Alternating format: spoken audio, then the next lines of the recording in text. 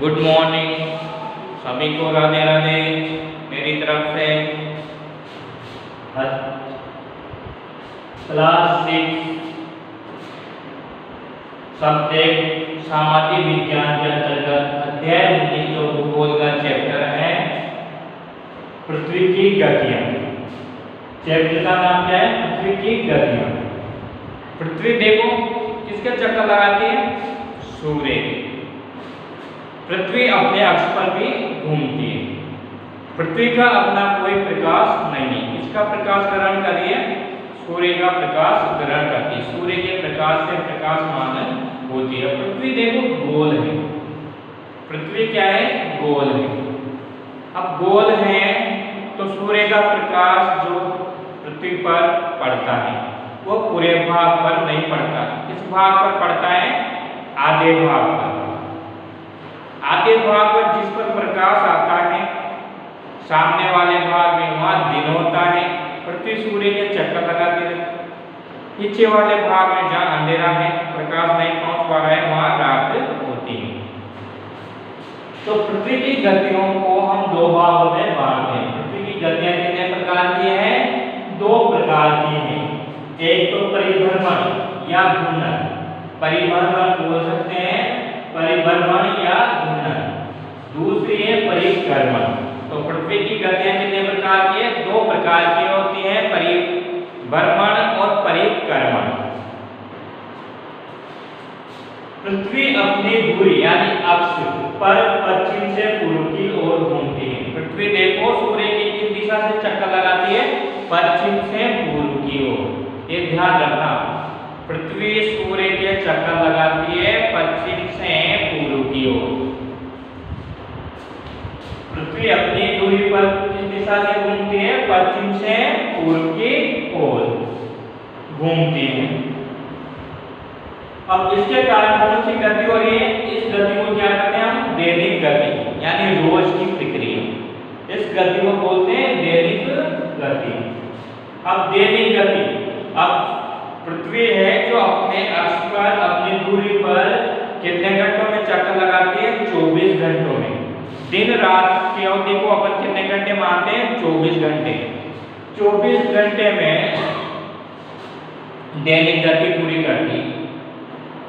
प्रातः और सायंकाल यानी सुबह का समय और शाम का जो समय होता है, सूर्य की किरणें पृथ्वी पर तिरछी पड़ती हैं।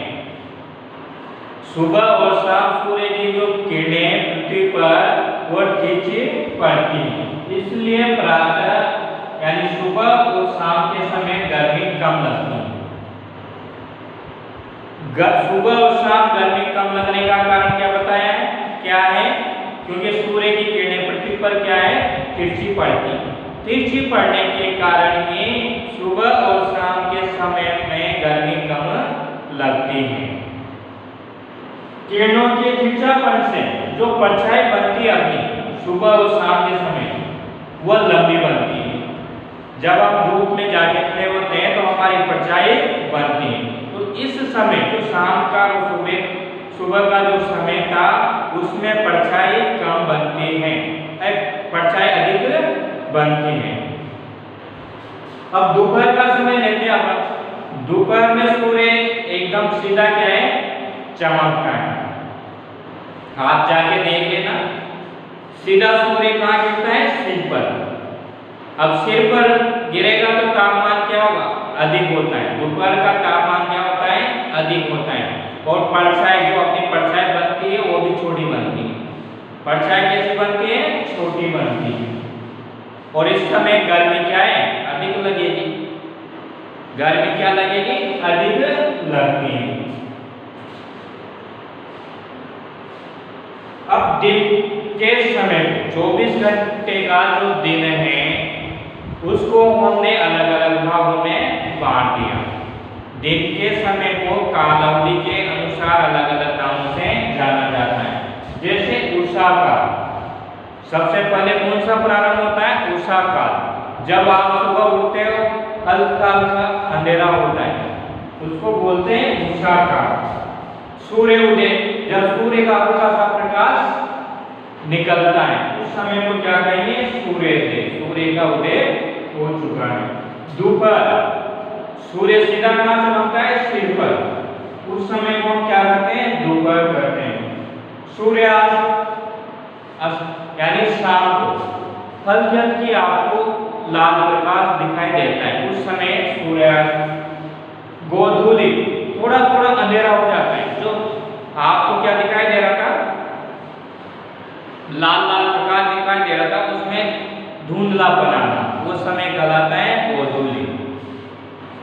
मध्य रात्रि यानी 12 बजे का जो समय होता है वो मध्य रात्रि होता है। 12 बजे के बाद वापस दूसरा दिन प्रारंभ हो जाता है। तो इस समय को, इस काल अवधि को जो 24 घंटे का समय था, उसको हमने 6 भागों में बांट दिया, 6 नाम दे दिए। उषा काल, सूर्योदय, दोपहर, सूर्यास्त, गोधूली और मध्य रात्रि। तो सबसे पहले क्या था? उषा का, तो उसके बाद क्या आएगा? सूर्योदय आएगा, फिर दोपहर का समय आएगा, फिर सूर्यास्त आएगा, फिर गोधूली, फिर मध्य रात्रि का समय आएगा। इसी तरह परिक्रमा, पंखा देखा आपने? पंखा चलता और छत पर अपने क्या कर रहा है? अक्ष पर घूमता है, अपनी दूरी पर घूमता है। ऐसे पृथ्वी अपने अक्ष पर घूमती है, उसका समय होता है 24 घंटे, और उस गति को बोलते हैं दैनिक गति। क्या नाम दिया? दैनिक गति। ये आपने देखा होगा, पूरे मकान के चारों ओर घूम हो गया, मकान है उसके चारों ओर घूम रहे हो, तो वो क्या होता है? परिक्रमा। आप किसी देवस्थान पर इसमें जाते हो तो क्या करते हो? परिक्रमा करते हो, पूरे मंदिर की परिक्रमा करते हो। इसी प्रकार पृथ्वी भी पूरे सूर्य के चक्कर लगाती है। इसी प्रकार पृथ्वी भी सूर्य के चारों ओर क्या लगाती है? चक्र लगाती है, उसको बोलते हैं परिक्रमण। जैसे हम परिक्रमा बोलते हैं, किसी धार्मिक यात्रा या मंदिर की परिक्रमा करते हैं, जैसे मथुरा वृंदावन जाते हैं तो वहाँ परिक्रमा करते हैं, तो पूरे शहर की क्या है? परिक्रमा करिए हमने। एक वहाँ जाकर हम किसी एक मंदिर में घूम के आते हैं, तो वो क्या होता है? परिभ्रमण होता है एक स्थान पर, पूरे का अवलोकन करना, वो होता है परिक्रमा। पृथ्वी सूर्य के चारों ओर चक्कर लगाती है, उसमें तो अपने अक्ष पर ही घूम रही थी, घूर्णन में तो अपने ही स्थान पर घूर्णन करते हैं। इसको कौन सी गति करते हैं? वार्षिक गति करते हैं, यानी साल भर की। पृथ्वी सूर्य के साल भर में चक्कर लगाने में कितने दिन ले रही है? 365 दिन और 6 घंटे का समय लेती है। 365 दिन और 6 घंटे का समय लेती है पूरे साल में चक्कर लगाने के। अब देखो वर्ष दो, साधारण वर्ष होता है वो तो 365 दिन का होता है, और जो अधिवर्ष होता है या लीप वर्ष होता है वो 366 दिन का होता है। तो 366 दिन यानी एक दिन कैसे बढ़ा? यानी यहाँ तो 365 दिन का है और यहाँ 366 दिन कैसे आए? तो इसके पीछे कारण है। आपने देखा होगा 4 वर्ष में एक बार फरवरी 29 दिन की आती है। 4 वर्ष में फरवरी की आती है, 29 दिन की आती है। तो 29 दिन का जो समय है, एक दिन बढ़ जाता है, एक दिन बढ़कर 6 घंटे होकर कितना हो गया? 12 घंटे हो जाते हैं, 24 घंटे। 24 घंटे का एक दिन बढ़ जाता है, वो इसलिए लीप वर्ष या अधिवर्ष 366 दिन का होता है। 29 दिन की फरवरी आने के कारण होता है। ऐसी स्थिति 4 साल में एक बार आती है, जो 20 में आई थी। अब फरवरी 29 दिन की किसमें है? 20 में। अब कब आएगी? 24 में आएगी। परिक्रमण तथा अक्ष झुकाव, जो पृथ्वी परिक्रमण कर रही है और पृथ्वी अपने अक्ष पर थोड़ी क्या है? झुकी हुई है, थोड़ी झुकी हुई है। एक तरफ से पृथ्वी का जो हिस्सा है वो चौड़ा है और पीछे वाला भाग थोड़ा संघरा है। तो दिन और रात के समय में से क्या होता है? अंतर आता है। आपने सुना होगा रात लंबी रातें छोटी। तो अक्ष पर झुकाव के कारण दिन और रात में के समय में क्या आ रहा है? अंतर आ रहा है, दिन छोटे बड़े हो रहे हैं।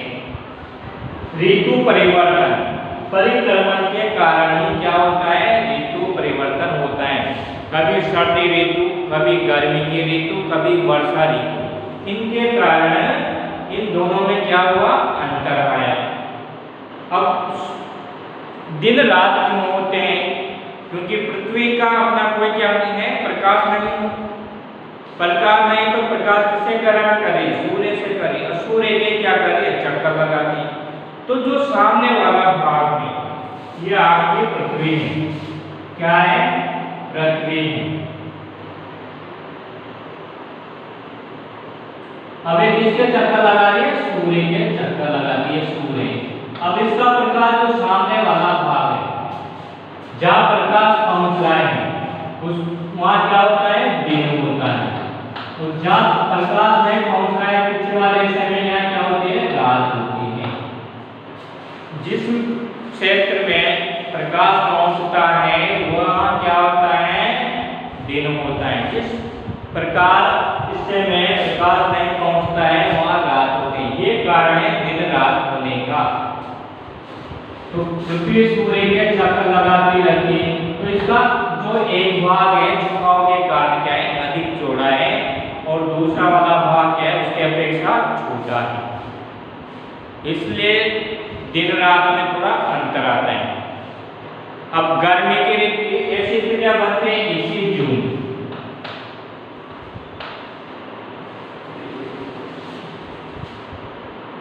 इक्कीस मार्च और 23 सितंबर, ये 2 तारीखें 21 मार्च और 23 सितंबर। इस दिन पूरे विश्व में, पूरी पृथ्वी पर सूर्य का प्रकाश क्या है, सीधा चमकता है। सूर्य का प्रकाश क्या है, भूमध्य या विषुवत रेखा पर सीधा चमकता है 21 मार्च और 23 सितंबर को। तो पूरे संसार में, पूरे विश्व में रात दिन बराबर होते हैं। क्वेश्चन आ जाए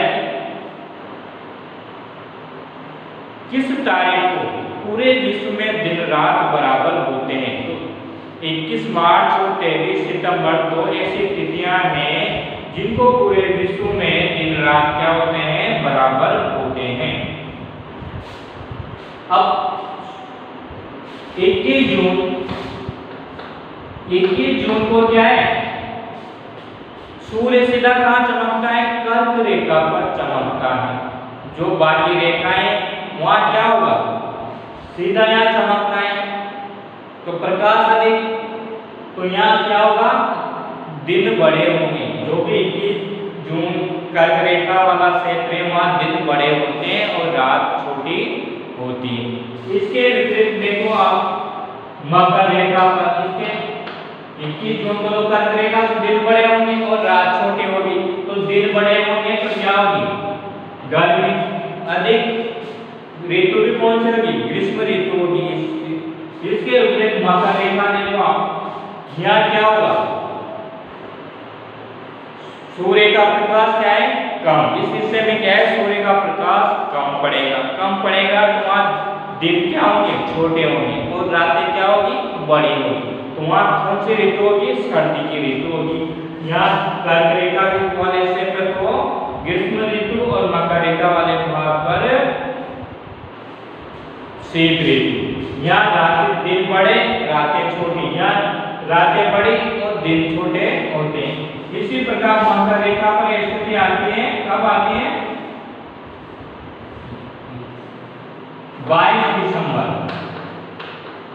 दिसंबर को यह स्थिति आती है। 22 दिसंबर को सूर्य सीधा कहां चमकेगा, मकर रेखा पर। तो मकर रेखा पर दिन क्या होंगे, बड़े होंगे, और रातें क्या होगी, छोटी होगी। और ये स्थिति उल्टी हो जाएगी। यहाँ क्या होगा, दिन छोटे हो जाएंगे, रातें बड़ी हो जाएगी। और यहाँ क्या होगा, गर्मी की ऋतु होगी, यहाँ क्या होगी, सर्दी की ऋतु होगी। तो 21 जून को आकटिक यानी उत्तरी ध्रुव, आकटिक रेखा पर क्या, उत्तरी ध्रुव में 24 घंटे क्या होता है, प्रकाश होता है। और 22 दिसंबर को आकटिक, ये अंटार्कटिक पर 24 घंटे प्रकाश रहता है। तो इसके कारण ही ध्रुवों पर 6 महीने रात और 6 महीने दिन होते हैं। तो ये पृथ्वी की गतियां थी। इसके बाद वाले चैप्टर में अध्ययन करेंगे ऋतुओं के बारे में।